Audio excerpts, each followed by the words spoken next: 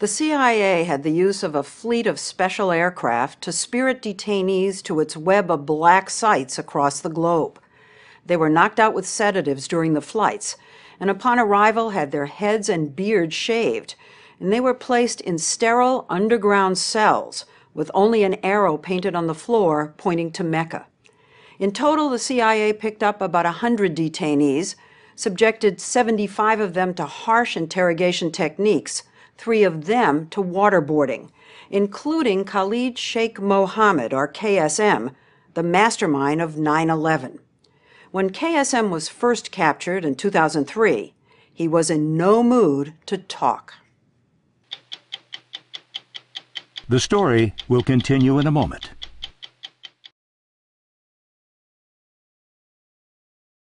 Oh, he was not going to talk. I mean, Khalid Sheikh Mohammed is one of the toughest killers out there.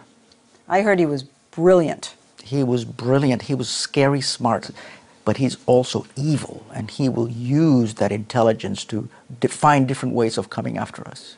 He says that in the beginning, KSM would respond to questions by reciting verses from the Koran. He eventually told us, well, look, I will talk once I get to New York and I get my lawyer.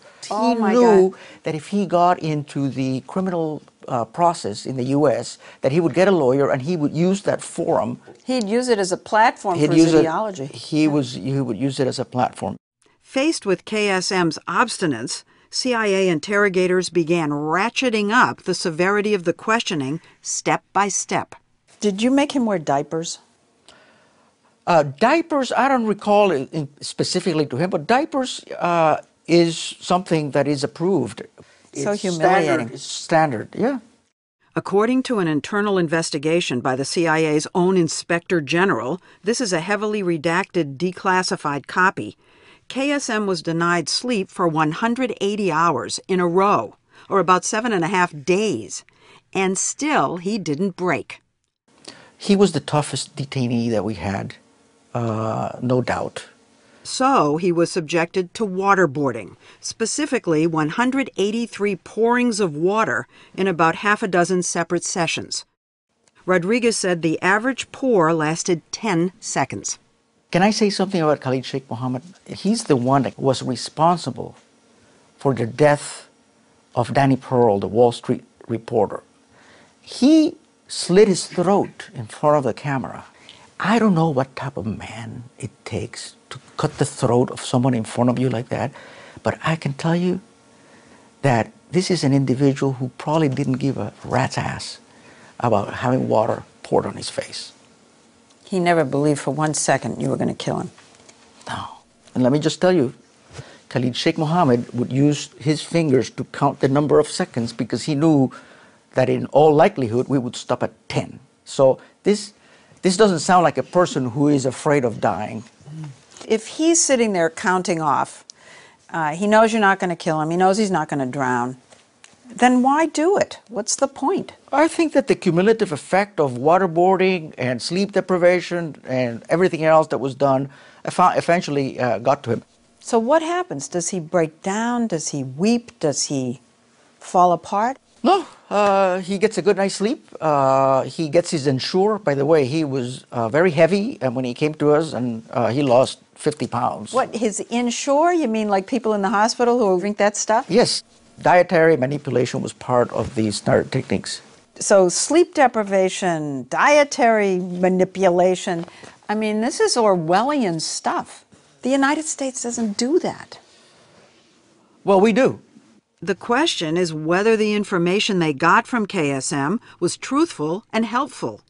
In his report, the CIA's Inspector General says that the CIA's Office of Medical Services concluded that when it came to the waterboarding, there was no reason to think that it had been effective or that it was safe. Well, this is your own Inspector General. Well, our own Inspector General, in many cases, did very sloppy work. That report is flawed in many different ways. Why would they make it up? I don't know if it's made up. I don't know if there were advocates. You know, the Inspector General himself, he was opposed to this. I mean, but this was the policy. He was wrong. But many of the tips from detainees reportedly led to blind alleys and expensive wild goose chases. Rodriguez maintains that the information from KSM and the other detainees enabled the CIA to disrupt at least 10 large-scale terrorist plots.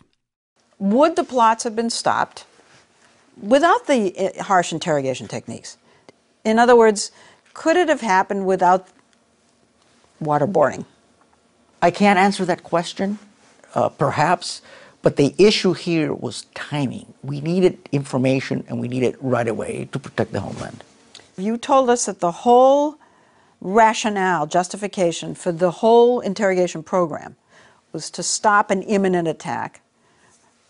The Inspector General says it didn't stop any imminent attack. I submit to you that we don't know. We don't know if, for example, Al-Qaeda would have been able to continue on with their anthrax program or a nuclear program or the second wave of attacks or the sleeper agents that they had inside the United States that were working with Khalid Sheikh Mohammed to take down the Brooklyn Bridge, for example. So it's easy years later to say, well, you know, no ticking time bomb, nothing was stopped. But the truth is about Khalid Sheikh Mohammed, you really didn't break him. Why you say Well, that? he didn't tell you about Osama bin Laden. He didn't tell you how to get him. He didn't tell you how to find him. Some of these people were not going to tell us everything. So you don't break them. And they There told you is a lies. limit. There is a limit to what they will tell us. Actually, KSM lied about the courier, whose identity finally led to the compound in Abbottabad, Pakistan, where the terrorist leader he calls Sheikh bin Laden was hiding. Now, here's what I had heard, that Khalid Sheikh Mohammed told you the courier had retired and he threw you off the scent for a while. That was the one secret he was going to take to the grave, and that was the protection of the sheikh. He was not going to tell us. One of the secrets Rodriguez had hoped to take to his grave was exposed in 2007. The CIA had videotaped the interrogation of two of its detainees, including Abu Zubaydah. The reason why we taped Abu Zubaydah was because he was very wounded when he was captured, and we feared that he was going to die in captivity. So we wanted to show the world that we actually had nothing to do with his death, that he died on his own. Well, that's ironic. You wanted to have a video record that he was being well treated, but in the end they became a video record that he'd been subjected to these harsh techniques. Yeah, we weren't hiding anything. But you then ordered these tapes destroyed. Correct. 92 tapes. 92 tapes. Why did you order that they be destroyed? To protect the people who worked for me and who were at those black sites and whose faces were shown on the tape. Protect them from what? Protect them from Al-Qaeda ever getting their hands on these tapes and using them to go after them and their families.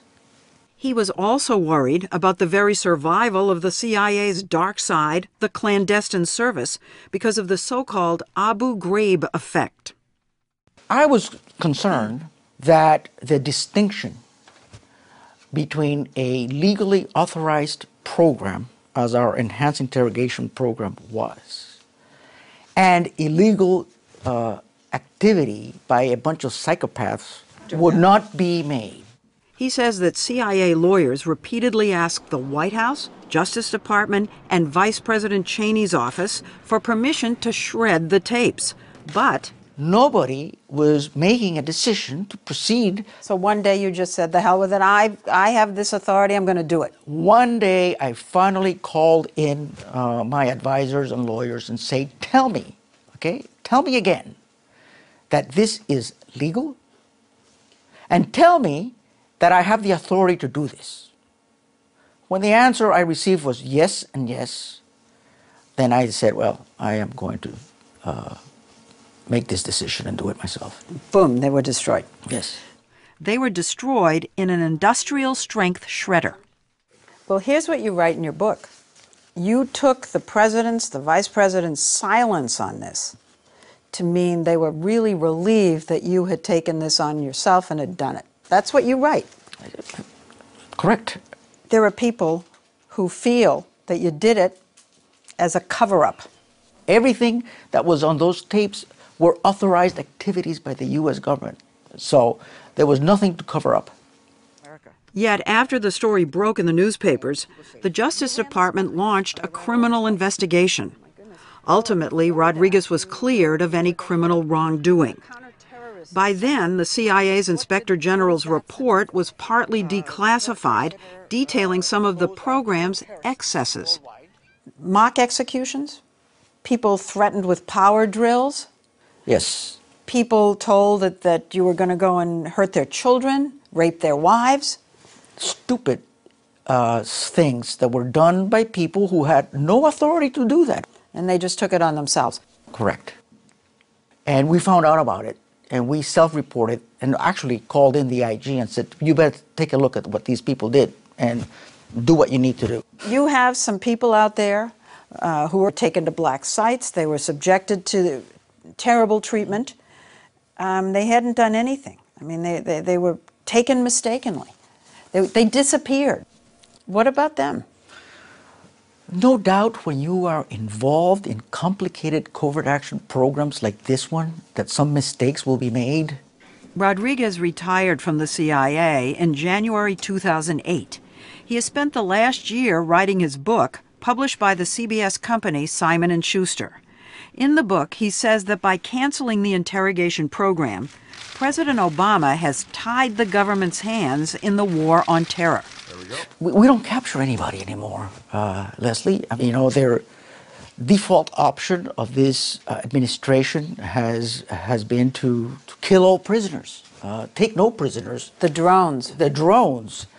How can it be more ethical to kill people rather than capture them? I've never understood that one. President Obama has said that what we did was torture. Well, President Obama is entitled to his opinion. When President Obama condemns the covert action activities of a previous government, he is breaking the covenant that exists between intelligence officers who are at the pointy end of the spear hanging way out there and the government that authorized them and directed them to go there. John McCain, a huge critic of this program. He had been tortured, so we know where he's coming from. Here's what he said. It's killing us, that America will sink to the level of its worst enemies.